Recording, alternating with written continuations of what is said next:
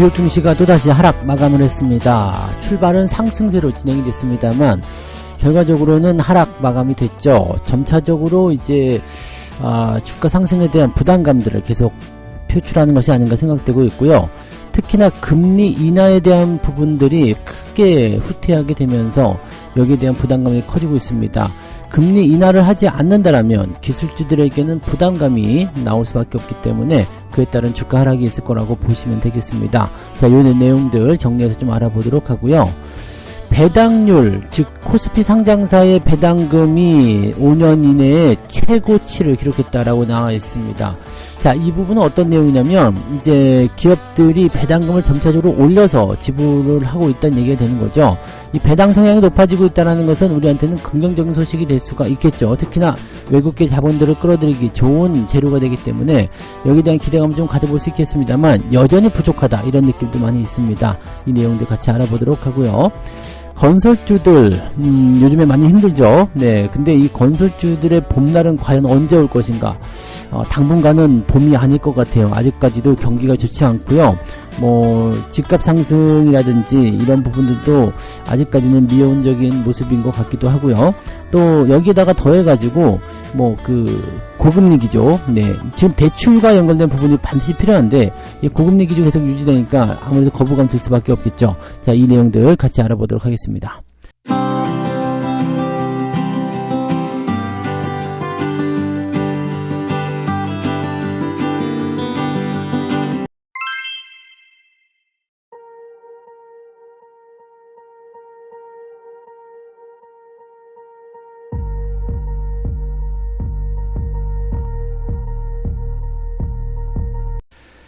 네, 반갑습니다. 자, 오늘은 4월 18일 목요일입니다.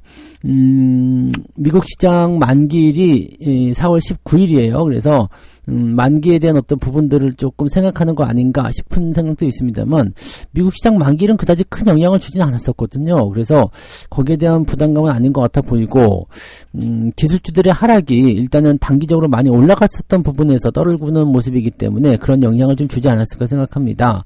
현재 다우지수 상황 보시면 마이너스 0.12% 떨어졌어요. 그리고 상승 출발 이후에 떨어졌기 때문에 뭐 분위기는 일단 음봉이고 조금 나쁘다라고 볼 수가 있겠습니다만 0.12 정도 가지고 뭐 벌벌 떨 정도는 아니죠. 문제는 이제 나스닥에서 나타났는데 같이 상승 출발을 하긴 했습니다. 그런데 마감이 마이너스 1.15예요.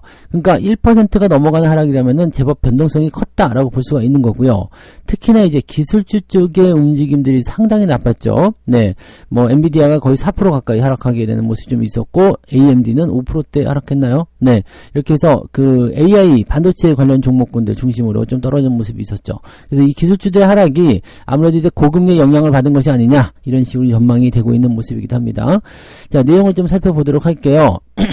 연준 입장에서는 일단 4월 베이지북이 발표가 됐습니다. 베이지북은 이제 다른 의미가 있는 것이 아니고 뭐 베이지북 하니까 뭔가 대단한 건가라고 생각하실지 모르겠지만 실제로 그냥 겉페이지가 베이지색입니다. 그래서 베이지북이라고 얘기하는 거고요. 경기 동향 보고서 이렇게 보시면 됩니다. 자, 전반적인 경제 활동에 대한 이야기들을 이 베이지북을 통해서 발표를 하는데 12개 지역 중 10곳에서 약간 혹은 완만한 경제 성장이 있었다. 그러니까 실질적으로 이제 경기적인 부분들은 더 확장이 되고 있는 모습이죠. 그래서 다우지수가 그래도 잘 버티는 모습은 그러한 내용이 아니겠는가라고 생각이 되고 있는 모습이고요. 경기가 좋아지다 보니까 네, 금리 인하를 굳이 할 필요가 없지 않을까라는 식으로 또 이야기를 하고 있습니다. 뱅크 오브 아메리카에서 나온 이야기를 들어보면 2025년 3월, 내년 3월이에요. 1년 후까지도 금리를 인하하지 않을 수도 있겠다라는 얘기가 또 나오고 있습니다. 야, 이것도 참, 네, 그렇다, 그죠? 네. 자, 이런 상태가 있는데, 이렇게 되면은 이제 올해 동안의 금리 인하는 1회 정도만 인하가 될지도 모르겠다. 6월이나 9월까지도 금리 인하 사이클은 이거 좀 어렵지 않겠느냐라고 얘기가 나올 수가 있어요. 자, 이런 부분들만 딱 놓고 보면은 진짜 그럴 수도 있겠다 생각할 수 있겠는데 실질적으로 이제는 경제 지표라든지 최근에 나타난 어떤 경제 상황에 따라서 발표하는 내용이잖아요. 요거는 얼마든지 바뀔 수가 있습니다. 네, 특히나 이제 유가가 그동안 올라왔었던 부분을 감안한다면 지금 유가가 다시 또 떨어졌거든요. 그러니까 유가가 제법 좀 많은 폭이 떨어졌죠. 네, 뭐 급락이라고 하긴 좀 그렇지만 제법 떨어졌어요.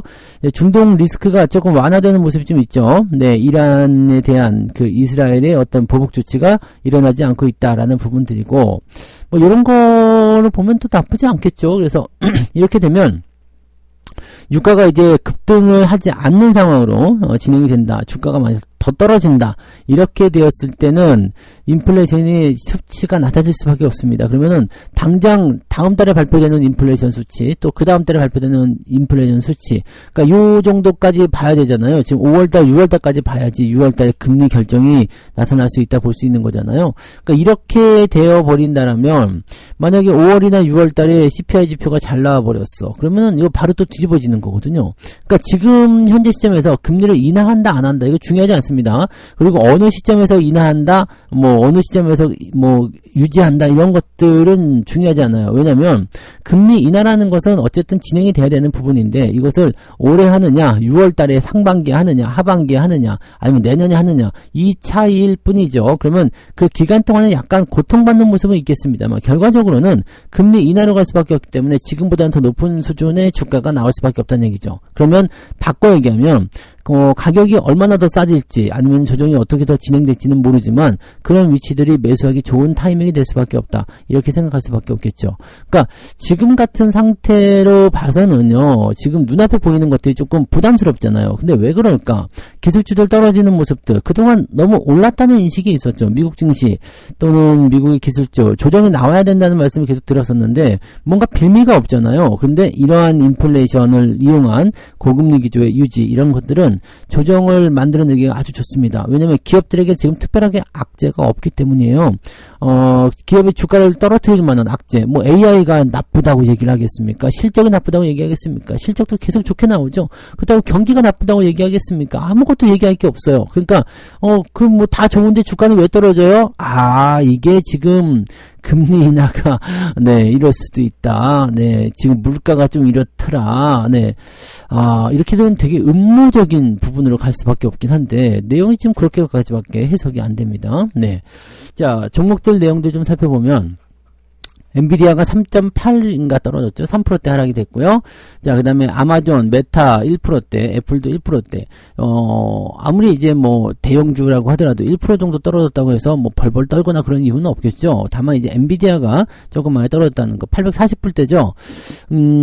엔비디아는 800불이 지지선이라고 말씀을 드렸습니다. 그래서 그 라인대까지를 봐야 되기 때문에 현재로서는 엔비디아의 주가 하락이 조금 더 일어나더라도 전혀 문제 없습니다. 엔비디아는 조정을 좀 받을 거라고 이미 뭐 한 수주 전에 말씀드린 것 같아요. 4월달 들으면서 말씀드렸을까요? 네, 제법 오래전부터 말씀드렸던 것 같은데 엔비디아에 대한 부분들은요. 이제 단기적 기술적 반등, 상승, 이제 약간 맹목적인 부분이 좀 붙었잖아요. 물론 기대치는 높아요. 하지만 그 기대치 대비해서 주가 상승도 굉장히 높았기 때문에 주가가 계속적으로 상승하기 위해서는 어마어마한 재료가 또 나타나줘야 되는데 지금 그런 게 없죠. 그러니까 지금 엔비디아 주가가 떨어지는데도 악재가 없이 떨어졌어요. 악재 없어요. 네, 특별하게 나온 악재가 없었기 때문에 이거는 그냥 전반적인 부분에서의 금리가 고금리 기조 유지된다. 그러면은 기술주 안 되겠구나. 이런 식으로 해석이 되면서 이 단기적으로 많이 올라온 종목들 위주로 때리는 모습으로 보셔야 되는 거거든요. 그러니까 이런 부분을 해석하셔야 되는 거고 테슬라도 떨어지긴 했는데 테슬라에 대한 부분들은요, 뭐 그동안 계속 전기차 수요의 감소라든지 뭐 인원 감축 뭐 등등 여러 가지 악재가 있었기 때문에 이건 이유 있는 하락이죠. 그러니까 이런 거하고는 또 조금 결이 다르다고 보셔야 됩니다. 그러니까 그런 내용들이 좀 있었고요. 엔비디아 같은 경우는 주가 하락에 대한 또 다른 이유로 본다면 AI 칩의 경쟁 심화 이런 정도를 조금 생각할 수는 있겠죠. 그래서 그런 정도 보시면 되고 대만에서 또 지진이 일어났어요. 5.1 규모의 지진이 또 발생하면서 TSMC가 0.5% 하락하는 모습이 좀 있었다. 이 ADR이죠. 그러니까 해외 증시에 미국에 상장된 이 TSMC가 약간 좀 하락하는 모습이었는데 요거 같은 경우는 지금 변동폭이 그렇게 크진 않은 것 같아 보이곤 하고요. 대신에 지진이라는 거에 대한 부분들 때문에 지난번에 피해를 입었잖아요. 근데 이번에 또 지진이 발생했다. 야 이거 위험한 거 아니야? 라는 식으로 될 수가 있겠죠. 이 상황은 지난번에도 삼성전자가 수혜를 입었기 때문에 아마 기대치가 좀 높아질 수 있지 않을까 생각합니다. 오늘은 삼성전자가 반등의 포인트를 좀 만들어낼 수도 있지 않을까라는 생각도 좀 해보는데 모르죠. 일단은 엔비디아 주가 하락과 삼성전자는 지금 현재로서는 관련이 없기 때문에 삼성전자는 이미 떨어지잖아요. 그러니까 오히려 오늘 반도체 기업들의 반등 포인트가 좀 나올 수 있지 않을까 생각은 해봅니다. 다만 이제 바닥을 어떻게 잡았느냐, 또 수급의 움직임이 어떻게 가느냐, 또 환율 이런 거 있잖아요. 이런 부분들이 좀 이제 중요시 되겠죠. 경기가 어려운 게 아니기 때문에 환율이 올라가는 것도 좀 이상합니다. 지금 이 중동 리스크에 대한 어떤 부분들 때문에 위험 자산 회피 현상이다 뭐 등등 여러 얘기가 나오지만 경제 지표가 계속 좋아지고 있단 말이에요. 경기가 좋아지고 있기 때문에 사실 환율이 이렇게까지 떨어져야 될 이유가 없어요. 그러니까 환율이 이렇게 계속 올라가는 거죠. 그러니까 그 원화 가치가 떨어져야 할 이유가 없는 건데 계속해서 올라가는 모습이에요. 이거는 이제 그냥 킹 달러로만 생각할 수밖에 없어요. 금리 인하가 후퇴하면서 이제 국채 금리가 올라가는 형태로 나타나다 보니까 달러의 어떤 수요가 증가할 것이다 등등의 얘기가 나타나게 되는 거고 그에 따른 영향을 풀이할 수밖에 없습니다. 그래서 이 국채 금리가 다운되는 그 상황으로 진행이 되어야지만이 환율이 뭐 정상적으로 될 수도 있겠다. 이렇게 얘기가 되고 있는 것 같긴 합니다. 요거는 좀 주의 깊게 좀 봐야 될 것 같긴 한데 뭐 계속 이런 고금리 기조에 대한 이야기 또 금리 인하에 대한 이야기들이 계속해서 진행될 수는 없는 거니까요. 요것도 이제 1차적인 어떤 조정의 국면을 지나가고 난 다음에는 괜찮을 수도 있겠고요. 뭐 4월 19일 미국 만기이기 때문에 이번 주가 지나면 오히려 좀 풀어주는 모습으로 가지 않을까. 왜냐면 조정도 충분히 받고 악재도 해소되는 모습이니까 그렇게 보실 수 있겠죠. 지금 6월 달에 금리 동결 가능성은 83%. 인하가 될 가능성은 16.3%로 크게 위축되는 모습으로 진행이 되고 있습니다. 이 부분까지만 참고하시면 될 것 같아요. 뭐 특별한 게 없습니다. 똑같은 얘기고요. 국내 증시에게 미치는 영향은 그렇게까지 엄청나게 클 것 같지는 않습니다. 그래서 너무 걱정하지 않으셔도 될 것 같아 보여지고요. 오히려 오늘까지 좀 떨어진다면 바닥에 대한 포인트가 좀 만들어지지 않을까 생각되니까요. 관심 있게 보시고 또 천천히 대응하세요. 제발 천천히요. 지금 바닥이 가까이 왔다. 바닥이 뭐 근처에 왔다. 이거는 맞는 말이지만 그렇다고 여러분들이 주식을 사야 된다는 타이밍은 아니란 말이죠. 그러니까 제발 천천히요. 주가가 조금 더 떨어질 수 있기 때문에 거기에 대한 충격을 그대로 받아들이지 마시고요. 최대한 지켜보고요. 올라가서 더 비싸게 산다고 하더라도 이 저점에 대한 부분들을 충분히 인식하고 그리고 공격적인 매수를 들어가시는 게 유리하다는 것만 꼭 기억하시기 바랍니다. 제발 좀 그렇게 좀 하시기 바랍니다. 자, 두 번째 이야기 넘어갑니다. 코스피 상장사의 배당률이 5년 내에 최고치를 찍었다라고 되어 있습니다. 코스피 상장법인의 배당금이 27조 4,500억. 그래서 1년 전보다 3.3% 증가했다. 야, 3% 증가했는데 뭐냐? 이렇게 되는 것 같은데, 그래도 이제 뭐 3%대면은, 한 6조 원 증가한 거죠? 더 된 건가? 한 7, 8조? 9조? 대충 계산해보세요. 27조 원이니까 뭐 대충 좀 증가했다 보시면 되겠습니다. 이거는요, 기업들이 꾸준히 배당금을 높여주고 있다는 걸로 생각하시면 되는데, 여기다가 뭐 밸류업이다 아니면 기업 실적이 좋다 경기 환경이 좋아진다 뭐 등등 여러 가지 갖다 이를 붙일 수도 있겠습니다만 여러분들 아시죠? 배당금이 왜 올라가는지.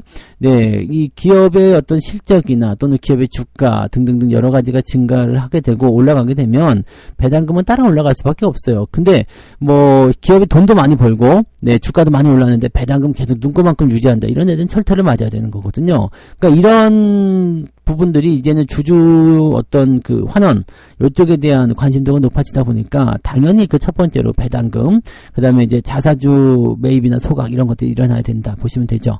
현재로서는 지금 12월 결산법인 799개 종목 중에서 558개 종목이 현금 배당을 실시했다라고 되어 있습니다.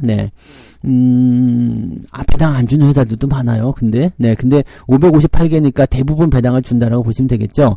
자, 이런 상황이 되어 있고요. 전체 배당사 521개 기업들은 2년 연속 배당을 했고요. 452개사는 5년 이상 연속 배당을 한 것으로 집계가 됐다. 그러니까 연속 배당을 하고 있는 기업들은 그래도 괜찮은 기업들이라 기업 환경이 이렇게 나쁘진 않다고 볼 수 있겠죠. 보통주 시가 평균, 네, 배당률은 2.72, 우선주는 3.43. 자, 이렇게 되어 있습니다. 자, 평균 배당률이 2.7이에요. 2.7. 그러니까 여러분들이 배당주에 투자를 한다라고 생각을 했을 때, 이제 4월달, 이번 달이 지나면 이제 배당금 다 짓게 됐을 때요, 총 투자금의 한 2%대 정도는 여러분들 계좌가 또 증가할 수 있는 효과를 볼 수 있다라고 보시면 되겠죠. 자, 업종별로는 통신업이 제일 많았네요. 3.7%, 금융업이 3.6%, 전기가스가 3.36, 이렇게 시가 배당률이 높았다. 시가 배당률입니다. 시가 배당률, 현재가 대비해서 배당금을 얼마나 주느냐, 이 부분인 거죠. 금융업이 고금리, 고배당인 줄 알았는데 아닌가요? 네. 저도 약간 의외인데, 배당을 안 주는 금융주도 조금 있는가 보죠. 네. 그렇게 보시면 되겠고, 업종으로 보면 또 다르니까요. 네. 그런 것들이 있다고 보시면 되겠고, 대신에 이제 국고채, 네. 국채 수익률에는 미치지 못했다. 국채 수익률 한 4%대, 5%대 나오니까, 네. 요거보다는 높은 수치다. 그러니까 배당보다는 국채 사라는 이야기인가? 네. 자, 코스닥 쪽에서는 그다지 썩 좋지 않네요. 자, 607개 기업이 2조 500억을 현금 배당을 했는데, 코스피와는 다르게 1년 전보다 5.7%나 감소했다. 시가 배당률은 1.97 정도 되어 있다. 그러니까 이 배당 시즌에서는 대형주, 그것도 배당을 좀 많이 주는 그런 기업들 위주로 공략하시는 것이 조금은 더 유리할 수 있다 보시면 되겠죠. 그리고 코스피 쪽 공략하는 것이 더 유리할 수 있다. 이렇게 받아들이시면 되겠죠. 네. 자, 5년 연속 배당 기업의 5년간 주가 등락률은 61%. 즉 5년 연속 배당을 주는 기업들은 주가 상승률이 제법 나온다는 얘기가 되는 겁니다. 그래서 이 정도면은, 네, 배당 투자하면서 주가 상승도 같이 보면서 이만한 재테크가 없어요. 그러니까 배당 많이 주는 회사, 또 주가가 꾸준하게 상승할 수 있는 회사, 이런 쪽으로 집중해 주는 것이 좋다라고 보시면 되겠죠. 네. 자, 이제 앞으로도 정부에서 계속 이제 이 밸류업이라든지 이런 쪽에 대한 이야기가 나올 테니까 또 거기에 대한 부분이 시행이 되겠죠. 그러면, 배당금은 더 올라갈 거예요. 그리고 우리나라가 이제 배당금 좀 짜기로 유명한데 그런 것들이 조금 해소가 되는 모습으로 좀 가겠죠. 그래서 그런 부분들 같이 체크하시면 배당금을 주는 회사들, 뭐 지금 당장 네, 진행하긴 그럴 필요까지는 없겠지만 그래도 천천히 보시면서 진행 포인트를 가져가실 이유는 있겠습니다. 그래서 배당금 투자, 자 4월 이제 다음 주가 이제 가장 많이 배당금이 들어오는 주간이 될 텐데요. 일단은 배당금 많이 받으시고 또 좋은 투자를 이렇게 이어가시면 좋겠습니다. 네, 세 번째 이야기에 넘어가면은요. 건설주들에게 봄날은 언제 오냐 이런 얘기인데 뭐 결론부터 말씀드리면은 건설주 봄날은 지금 당장 안 옵니다. 네. KRX 건설 지수를 들여다보면 8.89% 하락했다. 즉 건설주들이 낙폭이 계속 커져 있다는 얘기가 되는 거고요. 이 KRX 건설 지수는 삼성 E&A, 이게 삼성 엔지니어링이죠. 그다음에 현대건설과 같은 기업들 27개로 구성된 건설 지수인데 얘네들이 다 떨어지고 있는 모습이에요. 그리고 개별 종목의 하락세도 계속적으로 떨어져 있죠. 삼성 E&A도 많이 내렸고요. 네, 5%가 내렸네요. GS건설도 1%대 하락. 얘는 GS건설 같은 경우는 너무 많이 내렸기 때문에 더 내릴 것도 없어요. 그래서 뭐 하락폭이 크지 않다라는 것이 중요한 포인트겠죠. 자, 내려올 게 있어야지 내려오는 겁니다. 다 내려가는 애들은 내려갈 게 없어요. 그래서 오히려 이제 건설주 내용으로 본다면 GS건설이 더 낫습니다. 네. 근데 네, 주가 하락률이 너무 크기 때문에 아주 지랄 같은 주식으로 우리가 기억하고 있는 거죠. 자, 어쨌든 네, 건설주의 약세는 기본적으로 국내 부동산 경기 침체 때문이다. 고금리가 길어지면서 주택거래가 줄어드는 데다가 악성 미분양도 늘어났다. 근데 집값은 왜 아직도 비쌀까요? 나는 진짜 이거 궁금한 것 같긴 해요. 네, 믿지고는 못 팔겠다 이런 심리가 좀 있을 수도 있겠죠. 아니면 아직 버틸만 하다 이런 느낌일까요?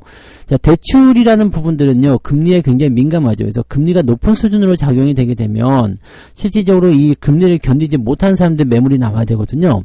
근데 대출 금리가 상당히 높은 수준으로 계속 유지가 되고 있었음에도 불구하고 사람들이 할만해라고 얘기하고 있는 것 같아요. 이거는 최근에 이제 그 금리가 좀 낮아진 영향이 좀 있었던 것 같아요. 뭐 실질적으로 이제 뭐 기준금리나 이런 것들이 낮아진 건 아니지만 은행의 금리, 즉 은행금리 같은 경우는 정부에서 입김을 좀 넣었죠.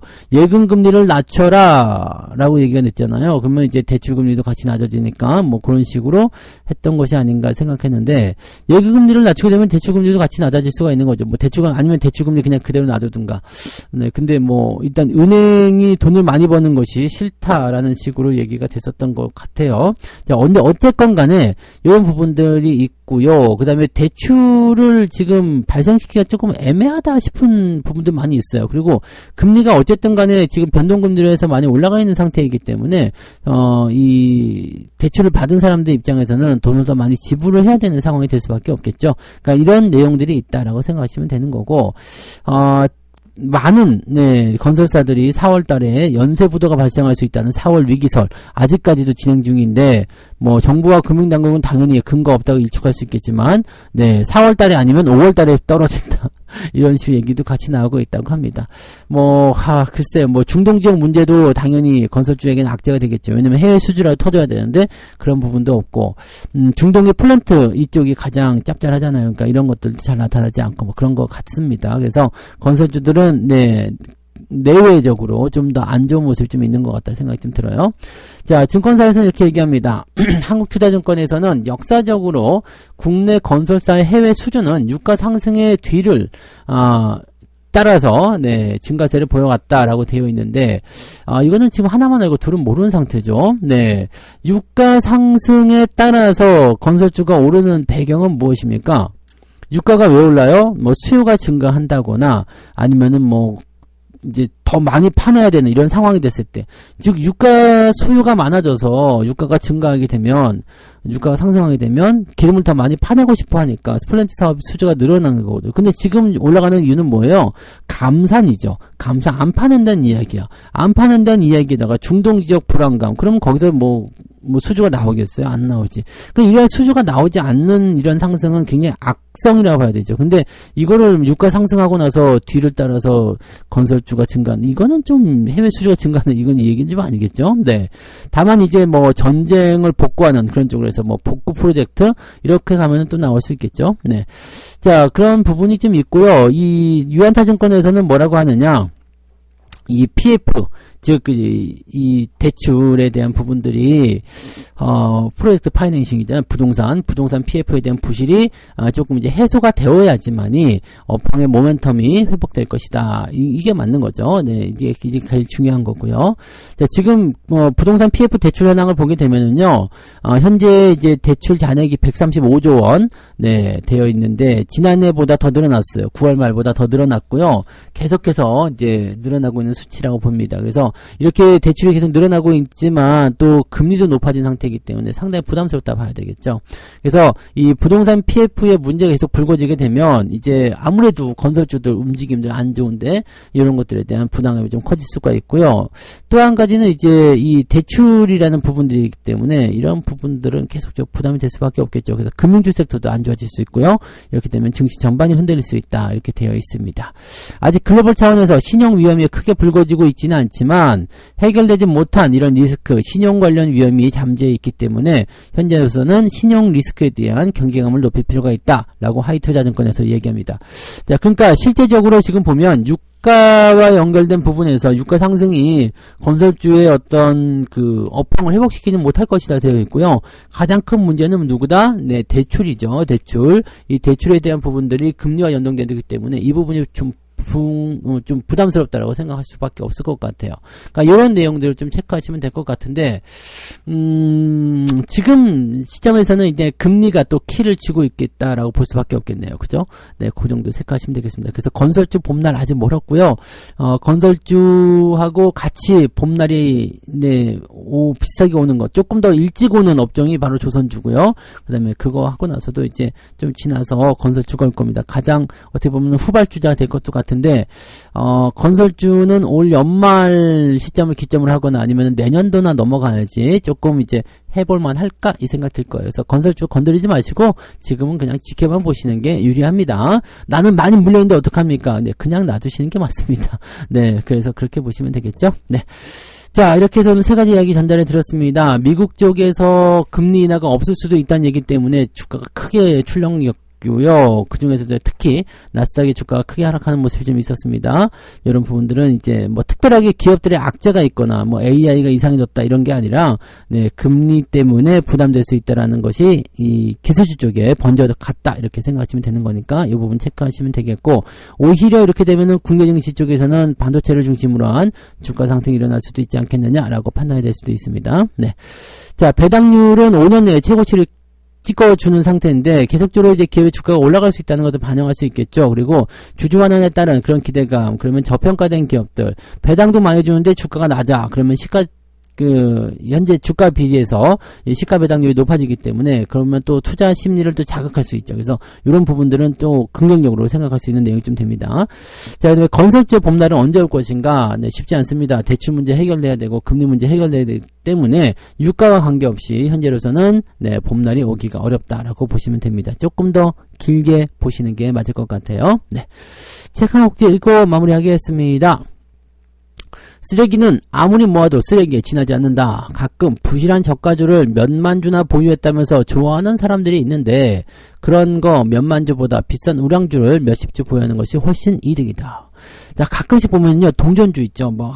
진짜 다 쓰러져 가는 그런 주식들이 있어요. 그 다음에 짤랑거리는 거, 100 얼마짜리, 한 200원짜리, 이런 거 그냥 몇만 주 샀다. 네. 주식 숫자가 중요한 게 아니거든요. 몇만 주가 있으면 부자 된 것 같은 느낌이죠. 근데 너 몇 주 있어? 나 10주 있는데 나는 몇만 주나 있다고? 이게 좋은 게 아니에요. 근데 꼭 여기에 민감하더라고. 네, 몇 주밖에 없지만 주가가 한 60만원, 70만원 한다라면 네, 이 돈이 또 달라지잖아요. 10주만 있어도 60만원짜리 10주 있으면 600이에요. 그러니까 이거 좀 다르잖아요. 얘기가 느낌이 다른데 그런 거랑 또 다르게 생각하는 부분이 좀 있어요. 저가주, 부실주 좋아하지 마시고요. 주식을 많이 보유했다고 되는 것이 아니라 어떤 것을 네, 더 잘 보유하고 있느냐, 즉 실속이 얼마나 있느냐, 이게 중요한 거 아니겠습니까? 그죠? 네, 그래서 좋은 주식으로만 잘 도배하시기 바랍니다. 자, 오케이. 여기까지 이야기 해드리고요. 오늘은, 네, 일단은 아침에 조금만 두들겨 맞으면 바로 반등 포인트 나올 수 있습니다. 왜냐면 아래쪽에 지지선을 깔아놨기 때문에, 자, 오늘은 약간 그런 포인트를 좀 접근해서 보시면 될 것 같아요. 그래서 아침에 두들겨 맞고 시작하면 주가 반등할 수 있다라는 부분들을 체크하시고, 근데 삼성전자 같은 경우가 만약에 낙폭을 키워가지고 제가 말씀했던 한 77,000원 구간까지 한 방에 들어오게 된다면 주가 낙폭이 아침에 좀 크게 나타날 수도 있겠죠. 자, 그런 포인트가 오늘은 어떻게 보면 매수 포인트로 적용될 수가 있어요. 이 부분들을 한번 체크해 보시고 잘 네, 별표를 쳐가면서 지켜보시면서 흐름을 따라서 대응을 해보시면 좋겠습니다. 그래서 너무 성급한 접근은 절대 하지 마시고, 제발 좀, 네, 절대로 성급하게 하지 마시고요. 오히려 조금 더 주고 산다는 마음으로 조금 더 느긋하게 대응도 하시기 바랍니다. 아시겠죠? 지금 굉장히 좋은 기회가 올 수 있는 시기인데, 여기서 자칫 잘못해가지고 좀 매매가 엉켜버리면 좀 애매할 수 있거든요. 그러니까 그런 부분들은 잘 체크해서 현명한 대응도 하시기 바랍니다. 저는 장중시황 때 다시 올게요. 고맙습니다. 본 방송에서 제공되는 모든 정보는 투자 판단의 참고 자료이며 투자의 최종 책임은 본 방송을 이용하는 본인에게 있습니다.